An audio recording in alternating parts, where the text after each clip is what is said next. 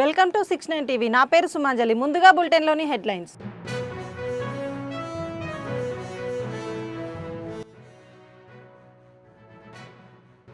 పేదల సంక్షేమ పథకాలు అమలు చేయాలని లేకుంటే రాజీనామా చేయాలని మందకృష్ణ మాదిగ డిమాండ్.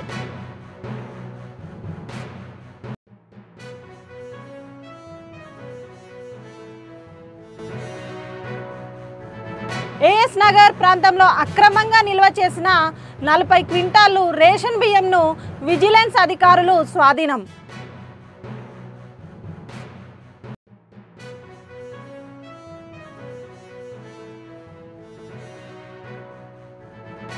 నేను ఉంటానంటూ రోడ్డు ప్రమాద బాధితుడికి ఆపన్నహస్తం అందించారు శ్రీధర్ బాబు.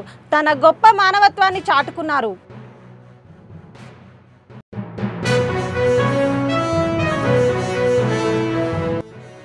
కార్పొరేటర్కు బ్రోకర్ పని చేస్తున్నావా అంటూ వీఆర్ఓను కించపరిచేలా ఎమ్మెల్యే మాధవిరెడ్డి వ్యాఖ్యలు వివాదాస్పదంగా మారాయి.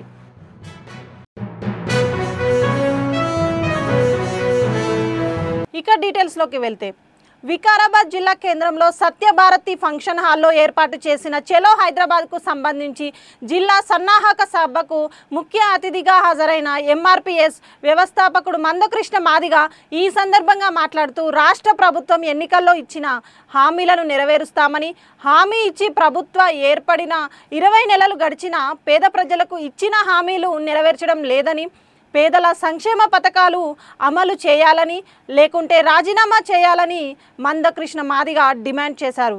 ఈ కార్యక్రమంలో జిల్లా ఎంఆర్పిఎస్ నాయకులు పి ఆనంద్ మాదిగ, విహెచ్పిఎస్ రాష్ట్ర అధ్యక్షుడు కాళ్ళ జంగయ్య, జిల్లా అధ్యక్షుడు శ్యామ్, నాయకులు పుష్పారాణి, పద్మమ్మ, సునీత, రాజు తదితరులు ఉన్నారు.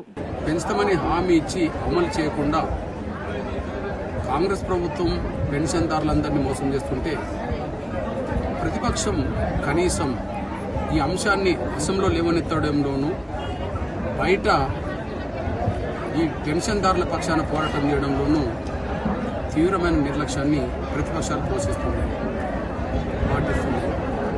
ఇట్లాంటి పరిస్థితుల్లో వికలాంగుల పక్షాన, వృద్ధుల వితంతుల పక్షాన, ఒంటరి మహిళల పక్షాన మొత్తం చేయూత 2023లో ఇక్కడ ముందు ఎన్నికలు జరిగినాయి. ఈ ఎన్నికల్లో రేవంత్ రెడ్డి గారు వికలాంగుల పెన్షన్ 6,000 పెంచుతామని చెప్పి, ఇగో నవంబర్లో ఎన్నికలు జరుగుతున్నాయి, మీరు నవంబర్లో ఓట్లేయండి, డిసెంబర్లో మీకు పెన్షన్ పెంచిస్తామని అన్నాడు. నవంబర్లో ఓట్లేయండి, కాంగ్రెస్ అధికారంకి వస్తే డిసెంబర్లో నేను అధికారంకి వచ్చిన మొదటి నెలలోనే మీకు పెన్షన్ పెంచుతామన్నాడు. 2 ముసలోళ్ళను ఉద్దేశించి, వితంతులను ఉద్దేశించి, ఒంటరి మహిళలను ఉద్దేశించి, వాళ్ళను ఉద్దేశించి ఏం మాట్లాడిండు రేవంత్ రెడ్డి గారు? మేనిఫెస్టోలో ఏం పెట్టేశాడు? ఏం చెప్పిండంటే, ఇప్పుడు మీకు పెన్షన్ ఎంత వస్తుంది, ఆసరా పథకంలో మీకు పెన్షన్ ఎంత వస్తుందంటే 4 అని 2 అని చెప్పేవాళ్ళు. ఆసరా పథకంలో మీకు ఎంత వస్తుందంటే ఆ మీటింగ్ వచ్చిన ముసలోళ్ళు మాకు 2 వస్తున్నాయని చెప్పారు. ఇగో ఇప్పుడు వరకు 2 వస్తున్నాయి కదా, ఇప్పుడు ఓట్లు కాంగ్రెస్కి వేయండి, వచ్చే నెలలో మీకు 4,000 వచ్చాయని చెప్పడం జరిగింది. అటు సూర్యుడు ఇటు పొడిసినా, ఇటు సూర్యుడు అటు పొడిసినా, నేను అధికారంలో వచ్చిన మొదటి నెలలోనే మీకు పెన్షన్ 4,000, 6,000 ఇస్తామని చెప్పి వికలాంగులకు, వృద్ధుల వితంతులకు మాటిచ్చాడు. దాన్ని నమ్మిన మనం ఓట్లేసాం, అధికారంలోకి వచ్చేసాడు. ఇప్పుడు మీ అన్నగా అంటున్నా, మీ బిడ్డగా అంటున్నా, నేను ఈ 2023లో నారాయణఖేడ్ పట్టణంలోని ఏఎస్ నగర్ ప్రాంతంలో విజిలెన్స్ అధికారులు అక్రమంగా నిల్వ చేసిన రేషన్ బియ్యంపై దాడులు నిర్వహించారు. ఓ గోదాములో నిల్వ ఉంచిన సుమారు 60 బస్తాలు 40 క్వింటాళ్లు రేషన్ బియ్యంను అధికారులు స్వాధీనం చేసుకున్నారు. ఇదే సమయంలో రేషన్ బియ్యం రవాణాలో ఉపయోగించిన 5 ఎక్సెల్ వాహనాలు, ఒక బైక్ను కూడా విజిలెన్స్ అధికారులు సీజ్ చేశారు. ఈ దాడుల గురించి అధికారులు ఇంకా పూర్తి వివరాలు వెల్లడించాల్సి ఉంది. ఈ ఘటనతో రేషన్ దుర్వినియోగంపై చర్చ మొదలైంది. అధికారుల నుంచి దర్యాప్తు కొనసాగుతోంది.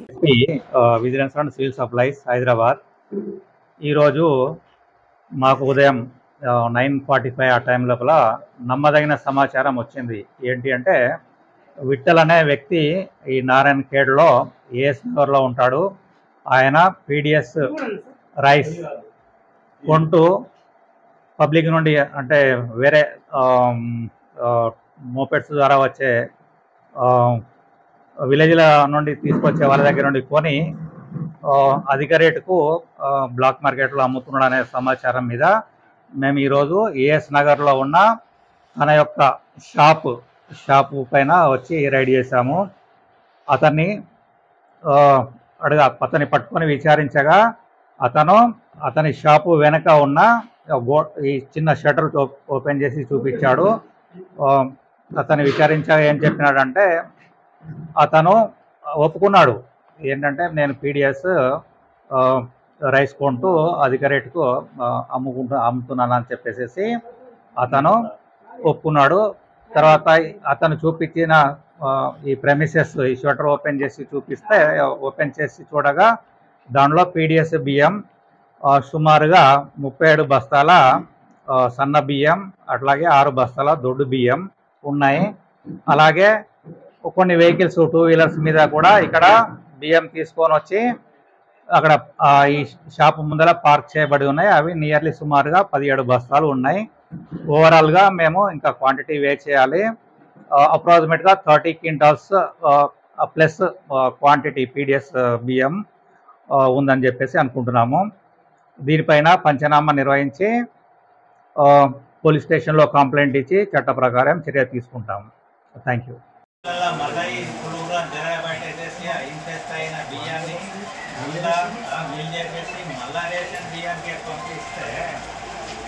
ఆరోగ్యం ఏమైపోవాలి చెప్పండి.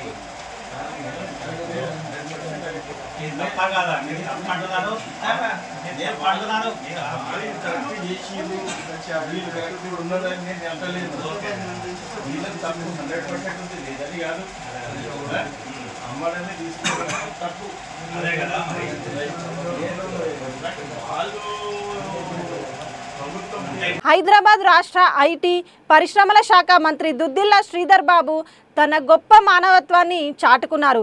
దిగులు చెందొద్దు, అండగా నేను ఉంటానంటూ రోడ్డు ప్రమాద బాధితుడికి ఆపన్న హస్తం అందించారు. సకాలంలో ఆసుపత్రిలో చేర్పించి చికిత్స అందించేలా చొరవ చూపించారు. మంగళవారం రాత్రి అధికారిక కార్యక్రమాలను ముగించుకొని వస్తున్న సమయంలో కేబుల్ బ్రిడ్జికి సమీపంలో ప్రమాదంలో తీవ్రంగా గాయపడిన రోడ్డు పక్కన పడి ఉన్న ఓ యువకుడిని చూసి చెలించిపోయారు. వెంటనే తన వాహనాన్ని ఆపి కిందకు దిగి బాధితుడికి ఆందోళనకు గురి కావద్దంటూ ధైర్యం చెప్పారు. స్థానిక పోలీసులను అప్రమత్తం చేశారు. నిమ్స్ వైద్యులతో ఫోన్లో మాట్లాడి మెరుగైన వైద్యం అందేలా చొరవ తీసుకున్నారు. చికిత్స అనంతరం ఆరోగ్య పరిస్థితిపై ఆరా తీశారు.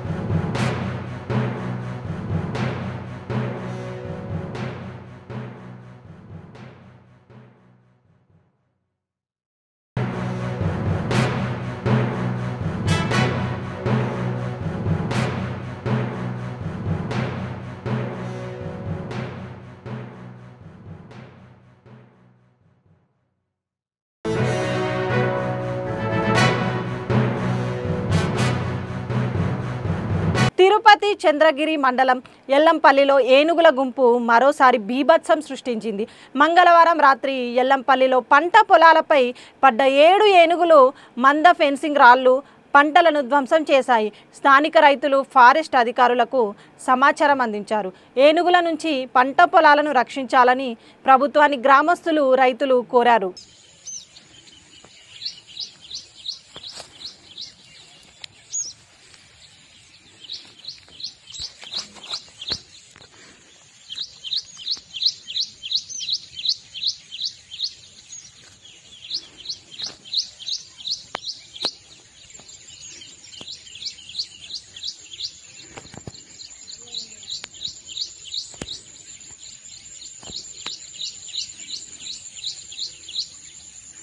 కడప జిల్లాలో తొలి అడుగు కార్యక్రమంలో టీడీపీ ఎమ్మెల్యే మాధవిరెడ్డి సచివాలయ ఉద్యోగిపై నోరు పారేసుకొని ప్రభుత్వ ఉద్యోగిని బ్రోకర్ అంటూ వ్యాఖ్యలు చేయడం వివాదమైంది.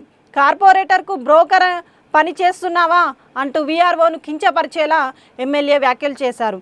దీనితో ఆ ప్రాంతం అంతా ఎమ్మెల్యే మాధవిరెడ్డి వ్యాఖ్యలు వివాదాస్పదంగా మారాయి. If they have a problem with the ration card, ఆ రేషన్ కార్డు ఏం ప్రాబ్లం ఉందో ఆమెకు రిటర్న్ గా రాసి ఇచ్చేసి ఈ ప్రాబ్లం ఉందని చెప్పి వరకు మాత్రమే నీ పరిధి. కార్పొరేటర్ బ్రోకర్ లెక్క పనిచేయదలుచుకుంటే అట్లా పోయి కూర్చో.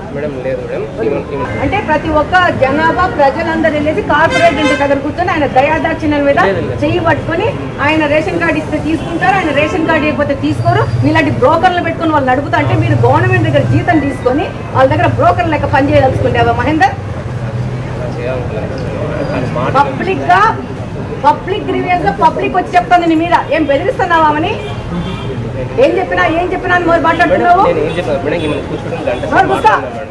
మల్కాజ్గిరి రాజకీయాల్లో ఒక్కసారిగా వేడి పెరిగింది. ఈరోజు అల్వాల్లో బీఆర్ఎస్ కాంగ్రెస్ పార్టీల మధ్య జరిగిన గొడవల ప్రభావం మల్కాజ్గిరి వరకు వెళ్ళింది. దీనివల్ల ఇరు పార్టీల నేతలు పరస్పరం ప్రతి సవాళ్ళు విసురుకున్నారు. దమ్ముంటే మల్కాజ్గిరి రా అంటూ బీఆర్ఎస్ నేతలు కాంగ్రెస్ నాయకులకు సవాల్ చేశారు. ఈ సవాల్ను స్వీకరించిన కాంగ్రెస్ నాయకులు మైనంపల్లి హనుమంతరావు, ఆయన కుమారుడు మైనంపల్లి రోహిత్ సహా పార్టీ కార్యకర్తలు పెద్ద ఎత్తున మల్కాజ్గిరి చౌరస్తాకు చేరుకున్నారు. దీంతో పరిస్థితి ఉద్రిక్తంగా మారింది.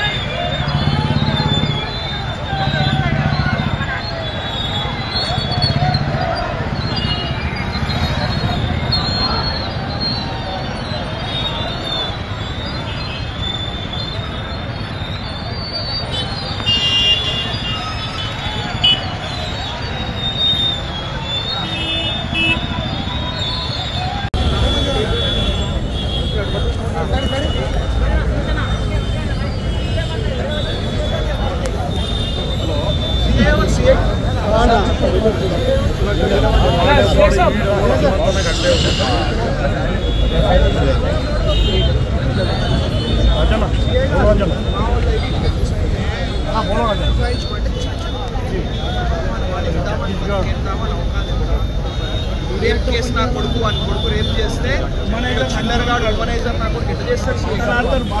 మీరు ఇమీడియట్గా షీట్ ఓపెన్ చేయండి, లేకపోతే ఇప్పుడు నేను ఒక పబ్లిక్ రిప్రజెంటేటివ్ కాబట్టి ఇక్కడ కామ్గా కూర్చున్నాను.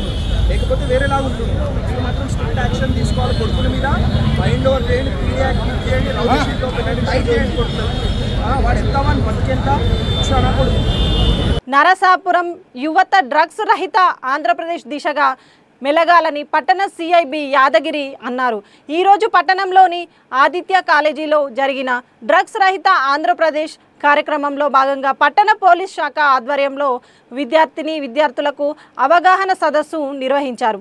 ఈ సందర్భంగా యాదగిరి మాట్లాడుతూ డ్రగ్స్కు అలవాటు పడి చాలామంది ఇంజనీరింగ్ చదివే విద్యార్థులు బైక్పై వచ్చి ఒంటరిగా ఉండే మహిళలపై మెడలో చైన్లు లాక్కొని వెళ్ళిపోతున్నారు. ఈ కార్యక్రమంలో ఎం ముత్యాలరావు, కాలేజీ యాజమాన్యం, విద్యార్థులు, పోలీసుల బృందం, తల్లిదండ్రులు పాల్గొన్నారు. అలా అయినటువంటి వ్యక్తులకే ఇదంతా మేము చెప్పేది. అలా మీరు ఎవరో అవ్వకూడదన్న ఉద్దేశంతోనే మేము ఇదంతా కూడా మీకు చెప్పేది. కాబట్టి మీరు ఎవరు కూడా శ్రద్ధగా చదువుకుంటే మీకు ఎటువంటి ఇబ్బంది అనేది ఉండదు. ఆ చదువు మీద శ్రద్ధ అనేది ఎప్పుడైతే మీరు కోల్పోతారో దానివల్ల మీరు ఇటువంటి హ్యాబిట్స్కి అలవాటు పడడానికి ఎక్కువ అవకాశం ఉంటుందన్నమాట. సపోజ్ డ్రగ్స్ తీసుకునే అలవాటు వచ్చింది ఒకటి, వాడికి కలిగే నష్టం ఏంటి అది కూడా తెలిస్తేనే కదా మీరు దాని దగ్గరికి వెళ్ళకుండా ఉండేది. డ్రగ్స్ తీసుకోవడం వల్ల మనకి శారీరకంగా అంటే ఆరోగ్యపరంగా మనకి కొంత నష్టం ఉంటుంది, మానసికంగా కూడా నష్టం ఉంటుంది అన్నమాట. శారీరకంగా ఆరోగ్యపరంగా ఉండే నష్టం ఏంటంటే డ్రగ్స్ అనేది నోటి ద్వారా తీసుకుంటారు, కొంతమంది సిగరెట్ తాగడం ద్వారా తీసుకుంటారు, కొంతమంది ముక్కు ద్వారా తీసుకుంటారు, కొంతమంది ఏం చేస్తారంటే సిరంజ్ ద్వారా ఇంజెక్ట్ చేసుకుంటారు. మరి ముక్కు ద్వారా పీల్చేవాళ్ళు అనుకోండి వాళ్ళకి శ్వాస సంబంధించినటువంటి వ్యాధులు వస్తాయన్నమాట. ఊపిరితిత్తుల్లో క్యాన్సర్ రావడం ఇటువంటివన్నీ కూడా వస్తాయన్నమాట. అదే మనకి ముక్కు ద్వారా పీల్చుకున్నారు అనుకోండి వాళ్ళకు కూడా శ్వాస సంబంధమైనటువంటి ఇబ్బంది ఉంటుంది. సిగరెట్ ద్వారా తీసుకున్నా సరే మనం ఏదైనా సరే ఒక పదార్థాన్ని తీసుకున్నాం అనుకోండి అది మనకి ఈజీ డైజెస్ట్ అయిపోతే అది మనం మేలు చేస్తుంది. కానీ డ్రగ్స్ అనేది అంత ఈజీగా డైజెస్ట్ అవ్వదు. కానీ మన లివర్ అనేది ఏం చేస్తుంది, మనకి ఏదైనా సరే మన శరీరానికి హాని కలిగించే ఒక పదార్థం అనేది మన బాడీలోకి వెళ్తే అది దాన్ని ఫిల్టర్ చేసి పక్కకు తీసేస్తుంది. మనం తీసుకునే డ్రగ్స్ అనేది మన శరీరానికి హాని చేస్తుంది కాబట్టి ఆ లివర్ యొక్క ఫంక్షన్ కూడా డ్యామేజ్ అయిపోయి ఆ లివర్ కూడా డ్యామేజ్ అయిపోతుంది. దాని పరంగా కూడా మనకి ఇబ్బంది ఉంటుంది. ముఖ్యంగా అన్నిటికన్నా మనం మెదడు యొక్క పనితీరు అనేది పూర్తిగా కొలాప్స్ అవుతుంది. విజయవాడ పట్టణంలో ఓ పబ్బులో అర్ధరాత్రి 2 గంటలకు మద్యం మత్తులో యువకులు హంగామా చేయడంతో సమాచారం అందుకున్న పోలీసులు యువకులకు లాఠీచార్జ్ చేసి కౌన్సిలింగ్ ఇచ్చారు. ఈ సంఘటన దాడితో బిల్లు కట్టకుండా పరారైన యువకులు ఆ పబ్బుకు 10 లక్షల నష్టం జరిగిందని పోలీసులు వెల్లడి.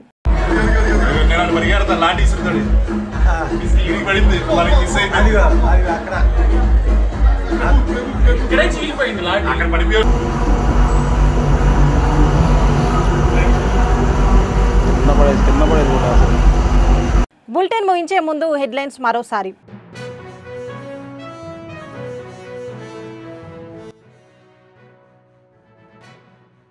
పేదల సంక్షేమ పథకాలు అమలు చేయాలని లేకుంటే రాజీనామా చేయాలని మందకృష్ణ మాదిగ డిమాండ్.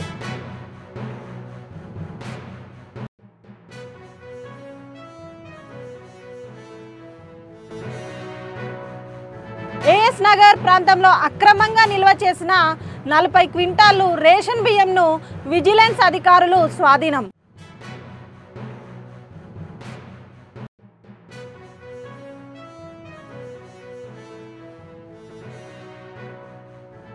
నేను ఉంటానంటూ రోడ్డు ప్రమాద బాధితుడికి ఆపన్నహస్తం అందించారు శ్రీధర్ బాబు.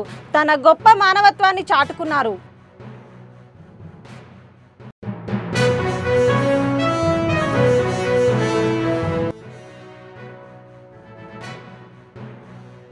కార్పొరేటర్కు బ్రోకర్ పని చేస్తున్నావా అంటూ వీఆర్ఓను కించపరిచేలా ఎమ్మెల్యే మాధవిరెడ్డి వ్యాఖ్యలు వివాదాస్పదంగా మారాయి.